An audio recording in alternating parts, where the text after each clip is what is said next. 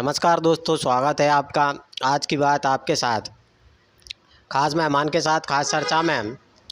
आज की वार्ता में आज हमारे साथ जुड़ गए हैं आदरणीय भाई साहब श्री भगवत जी किरार झागर से, जो राष्ट्रीय स्वयंसेवक संघ से संबंध रखते हैं, कार्यकर्ता के रूप में कार्य करते हैं और समाज सेवक के रूप में पूरे बमोरी क्षेत्र में कार्य करते हुए आपको कहीं भी देखे जा सकते हैं।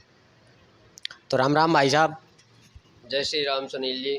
बहुत बहुत स्वागत है आपका आज की वार्ता में, हमारे शो में।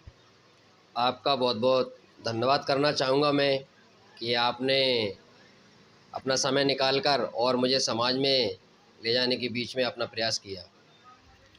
तो आज की वार्ता में चलिए इनसे चर्चा करते हैं।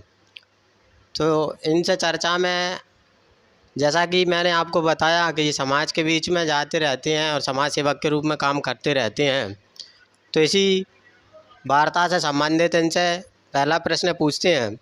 तो आज की वार्ता में भाई साहब आपसे पहला प्रश्न इस बात को लेकर है कि देखा जाता है कि समाज में बहुत सारे परिवार टूट रहे हैं और टूटते परिवार आपसी मतभेद का कारण बन रहे हैं। तो इसका समाज पर क्या प्रभाव पड़ रहा है, आप हमारे लोगों तक पहुंचाने का प्रयास करिए।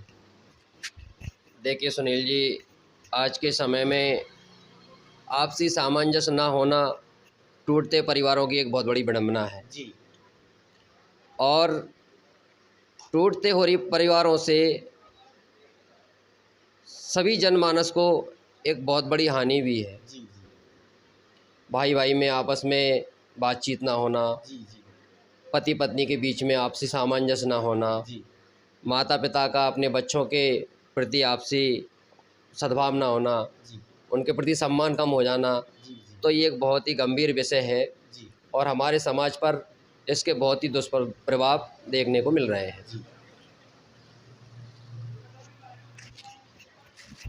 तो आगे भाई साहब मैं आपसे पूछना चाहूँगा कि आपने बताया टूटते परिवार के विषय में। समाज में अभी देखा जा रहा है शादियों का सीज़न भी चल रहा है।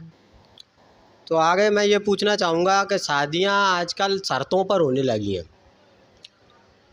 शर्तों के अलावा व्यापार को ध्यान में रखकर कुछ संबंध कर दिए जाते हैं, जिसमें चाहे किसी बच्चे की रुचि हो या ना हो, लेकिन परिवार द्वारा शर्तों और व्यापार के चक्कर में वो संबंध थोप दिए जाते हैं।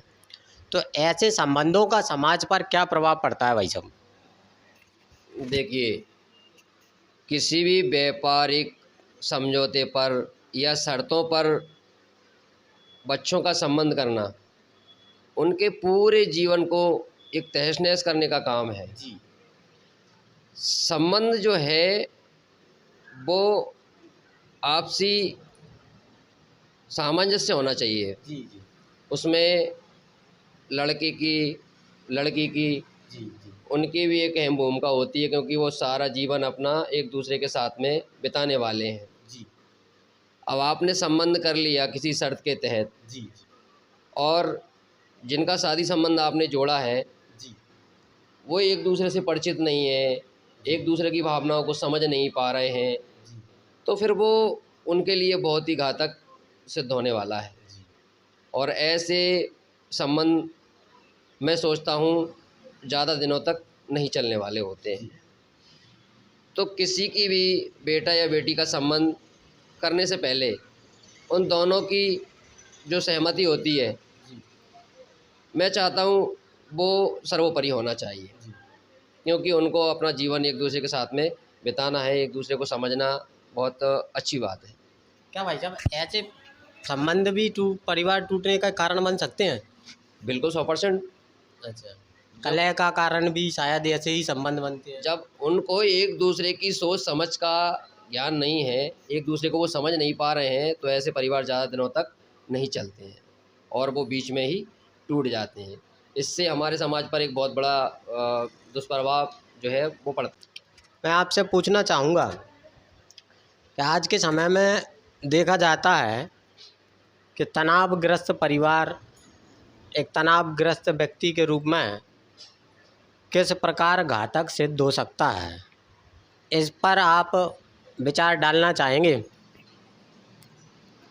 देखिए सुनील जी, तनावग्रस्त परिवार परिवार के एक सदस्य के लिए नहीं, पूरे परिवार के लिए घातक है। जी जी और इसका मुख्य कारण है परिवार के सदस्यों का एक साथ ना बैठना, जी आपस में बातचीत ना करना, जी किसी भी विषय को ना समझना जी और सबका अपने अपने मतों के अनुसार कार्य करना। जी आजकल मैं देखता हूँ कि भाई भाई एक साथ नहीं बैठते, जी जी बच्चे अपने माता पिता के साथ में नहीं बैठते, जी पति पत्नी भी उनको इतना समय नहीं मिल पाता कि वो अपनी एक दूसरे से जो बातचीत है उसको ठीक से कर पाएँ। जी आज का व्यस्ततम इतना समय है कि एक दूसरे के साथ में ना बैठना, ये एक तनावग्रस्त परिवार की एक बहुत बड़ी कड़ी है जी और इससे हमारे समाज पर बहुत ही दुष्प्रभाव जो हैं वो पड़ रहे हैं। जी मेरे हिसाब से परिवार में जब भी समय मिले तो जी परिवार के सभी सदस्यों को एक साथ बैठ के भोजन करना चाहिए, जी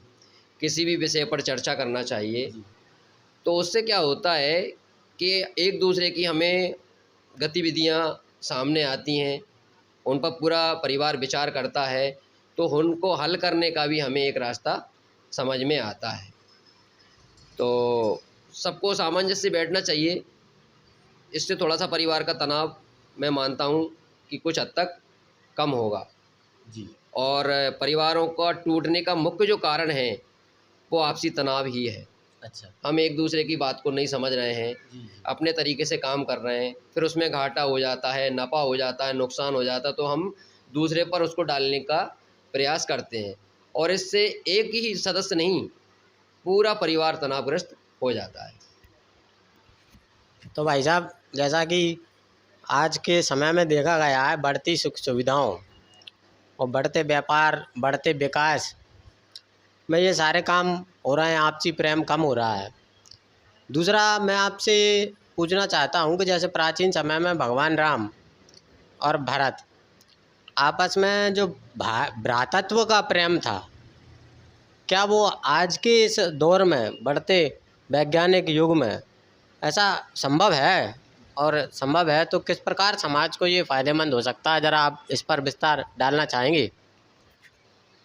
बहुत ही अच्छी बात आपने पूछी है सुनील जी। देखिए, राम और भरत का जो प्रेम था, वो इस सारी दुनिया में एक बहुत ही भाई भाई के प्रति ऐसा प्रेम था कि एक भाई दूसरे भाई के लिए राज छोड़ने के लिए तैयार था। जैसे कि राम जी ने बन जाना स्वीकार किया, जी सारा अपना अयोध्या का राजपाट छोड़ करके, तो भरत जी भी उनसे पीछे नहीं रहे। जी जब राम को राज नहीं चाहिए तो भरत ने कहा मुझे भी नहीं चाहिए, जी और इसका जो अधिकारी है वो राम है, जी तो उनका राज उनको मिलना चाहिए, उसका हकदार मैं नहीं हूँ। इसी तरह से अगर आज के परिवेश में भाई भाई सोच ले जी और एक दूसरे के बंटवारे के लिए झगड़ा कले ना करें, जी तो आपसी प्रेम बिल्कुल बरकरार रहने में कोई दिक्कत वाली बात नहीं है। जी जी छोटे भाई के प्रति बड़े भाई का, बड़े भाई के प्रति छोटे भाई का आपसी प्रेम होना चाहिए। और जो जिसका अधिकार है उस अधिकार क्षेत्र में अगर काम करेंगे तो बिल्कुल निश्चित ही राम और भरत जैसा प्रेम रहने में कोई आपद वाली बात नहीं है। इसी कड़ी में भाई साहब, आगे मैं आपसे ये पूछना चाहता हूँ कि आज के दौर में देखा गया है, लगभग कोरोना के बाद से व्यक्ति अधिकतर तनावग्रस्त होता है और बहुत सारी बीमारियां हावी हो रही हैं। तो क्या वास्तव में परिवार यदि सुखी है तो इन सारी चीज़ों से बचा जा सकता है? इस विषय पर आप भाई साहब प्रकाश डालना चाहेंगे? देखिए, कोरोना एक ऐसी महामारी थी जिसमें समूचे विश्व में लोग उससे प्रभावित हुए हैं। हाँ और अनियमित दिनचर्या जो है वो बीमारियों का एक सबसे बड़ा कारण है। जी जी समय पे सो के ना उठना, जी समय पे भोजन ना करना, जी जी तो ये सारी जो दिनचर्या आदमी की हैं वो बीमारियों का एक बहुत बड़ा घर है। अगर नियमित दिनचर्या है, खान पान ठीक ठाक से है, तो बीमारी का कोई सवाल ही नहीं उठता। और इंसान अगर स्वस्थ है तो वो तनावग्रस्त होगा ही नहीं। जी। बीमार इंसान है तो वो तो तनावग्रस्त होगा ही। एक तो उसको इस भाग दौड़ भरी ज़िंदगी में बहुत सारे काम करने पड़ते हैं, उसके पास इतना समय नहीं होता, और फिर ऊपर से उसकी दिनचर्या ठीक ठाक नहीं है, तो उसका जब मस्तिष्क स्वस्थ नहीं है तो फिर वो कैसे स्वस्थ हो सकता है। जी। और इसका उसके सारे दैनिक जीवन पर, चाहे वो उसका सामाजिक हो, उसका पारिवारिक हो, सारी चीज़ों पे उसका दुष्प्रभाव पड़ने वाला है। तो भाई साहब, आज की बात आपके साथ में आप हमारी वार्ता में जुड़े, तो इस बात के लिए आपको बहुत बहुत धन्यवाद। अंत में भाई साहब, आप कुछ संदेश समाज को पहुंचाना चाहेंगे तो? हम एक ही संदेश देना चाहेंगे कि एक तो मनुष्य को अपनी दिनचर्या ठीक रखना चाहिए, दूसरा अपने समाज की गतिविधियों में हमेशा उसको संलग्न रहना चाहिए, अपने परिवार के साथ भी उसको अच्छे से सामंजस्य बिठा करके चलना चाहिए, तो स्वतः सब ठीक ठाक रहता है। बस इतना ही कहना चाहूँगा मैं। तो दोस्तों, आज की वार्ता में हमारे साथ जुड़े थे झागार से भाई साहब आदरणीय श्री भगवत जी किरार। आगे फिर मिलेंगे किसी एक नए मेहमान के साथ, नई चर्चा के साथ। तब तक वीडियो को लाइक करें, चैनल को सब्सक्राइब करें। जय हिंद, जय भारत, जय श्री राम।